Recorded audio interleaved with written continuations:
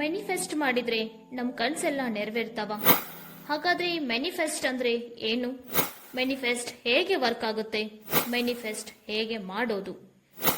Celebrities ಬಾಯಲ್ಲಿ, common people's ಬಾಯಲ್ಲಿ, ಹೋದಲ್ಲಿ ಬಂದಲ್ಲಿ ಎಲ್ಲಾ ಕಡೆನೂ ಇದೇ ಸುದ್ದಿ. ಅರೆ, ನೀವು ಕಾರ್ ತಗೋಬೇಕಂತಿದ್ದೀರಾ? ಹಾಗಾದ್ರೆ ಮ್ಯಾನಿಫೆಸ್ಟ್ ಮಾಡಿ, ಖಂಡಿತ ಆಗತ್ತೆ. ನೀವು ಟ್ರಿಪ್ ಹೋಗ್ಬೇಕಂತ ಪ್ಲಾನ್ ಮಾಡ್ತಿದ್ದೀರಾ? ಮ್ಯಾನಿಫೆಸ್ಟ್ ಮಾಡಿ, ಖಂಡಿತ ಆಗತ್ತೆ. ಮ್ಯಾನಿಫೆಸ್ಟೇಷನ್, ಸಂಕಲ್ಪ. ಸಂಸ್ಕೃತದಲ್ಲಿ ಒಂದು ಮಾತೇ ಇದೆ, ಯಥಾ ಸಂಕಲ್ಪ ತಥಾ ಸೃಷ್ಟಿ.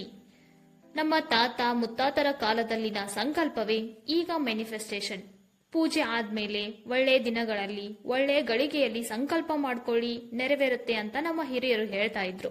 ಅಂದ್ರೆ ನಮ್ಮ ಗುರಿ ಅಥವಾ ಆಸೆಯ ಬಗ್ಗೆ ನಮ್ಮ ಮೆದುಳಿಗೆ, ನಮ್ಮ ಮನಸ್ಸಿಗೆ, ನಮ್ಮ ಸುತ್ತಲಿನ ವಾತಾವರಣ, ಯೂನಿವರ್ಸ್ಗೆ ಹೇಳೋದೇ ಮ್ಯಾನಿಫೆಸ್ಟ್. ಮ್ಯಾನಿಫೆಸ್ಟೇಷನ್ ಹೇಗೆ ವರ್ಕ್ ಮಾಡುತ್ತೆ? ಇದೇ ಎಲ್ಲರಿಗಿರುವ ಯಕ್ಷ ಪ್ರಶ್ನೆ.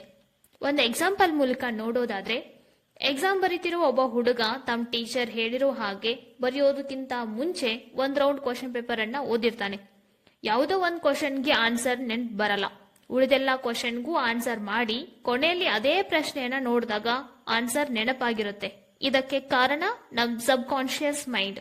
ಈಗಾಗ್ಲೇ ಒಂದ್ಸಾರಿ ನಮ್ ಮೈಂಡ್ಗೆ ಅದನ್ನ ಹೇಳಿರೋದ್ರಿಂದ ಅದ್ರ ಬಗ್ಗೆ ನಮ್ ಸಬ್ ಕಾನ್ಶಿಯಸ್ ಮೈಂಡ್ ಯೋಚನೆ ಮಾಡ್ತಾ ಇತ್ತು. ಹಾಗೆ ಆನ್ಸರ್ ಕೂಡ ಸಿಕ್ತು. ಇದೇ ತರನೇ ಮ್ಯಾನಿಫೆಸ್ಟೇಷನ್ ಅಲ್ಲೂ ವರ್ಕ್ ಆಗೋದು. ಮ್ಯಾನಿಫೆಸ್ಟ್ ಮಾಡೋದು ಹೇಗೆ? ನಿಮಗೆ ಏನು ಬೇಕು ಅಂತ ಬಯಸ್ತಾ ಇದ್ದೀರಲ್ಲ, ಅದು ನಿಮಗೆ ಈಗಾಗ್ಲೇ ದೊರೆತಿದೆ ಅಥವಾ ನಿಮ್ಮದಾಗಿದೆ ಅಂತ ಬರೆಯೋದು, ಅಥವಾ ನಿಮ್ಮ ಮನಸ್ಸಿಗೆ ಹೇಳ್ಕೊಳ್ಳೋದು. ಎಕ್ಸಾಂಪಲ್, ನೀವು ಒಂದ್ ಸೈಟ್ ತಗೋಬೇಕಾ ಅಂತ ಅಂತಿದ್ದೀರಾ ಅಂದ್ರೆ, ನಾನು ಸೈಟ್ ಖರೀದಿ ಮಾಡಿದ್ದೇನೆ, ನಾನು ಸೈಟ್ ಖರೀದಿ ಮಾಡಿದ್ದೇನೆ, ಹೀಗೆ 7 ಟೈಮ್ಸ್ ಬರೆಯೋದು, ಇಲ್ಲ ನೀವೇ ನಿಮ್ಮ ಮನಸ್ಸಿಗೆ ಹೇಳ್ಕೊಳ್ಳೋದು ಅಷ್ಟೇ.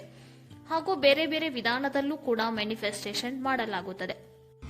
ಒಟ್ಟಾರೆಯಾಗಿ ಮ್ಯಾನಿಫೆಸ್ಟೇಷನ್ ಒಂದು ವೈಬ್ರೇಷನ್. ನಮ್ಮ ವೈಬ್ ಹೇಗೆ ಕ್ರಿಯೇಟ್ ಮಾಡ್ಕೊಂತೀವೋ ಅದೇ ಆಗ್ತೀವಿ. ಅಂದ್ರೆ ಯಾವ್ದ್ರ ಬಗ್ಗೆ ಹೆಚ್ಚು ಯೋಚನೆ ಮಾಡ್ತೀವೋ ಅದೇ ನಾವಾಗೋದು. Either positive or negative. Stay shine. ಮತ್ತೆ ಸಿಗೋಣ. ನಮಸ್ತೆ.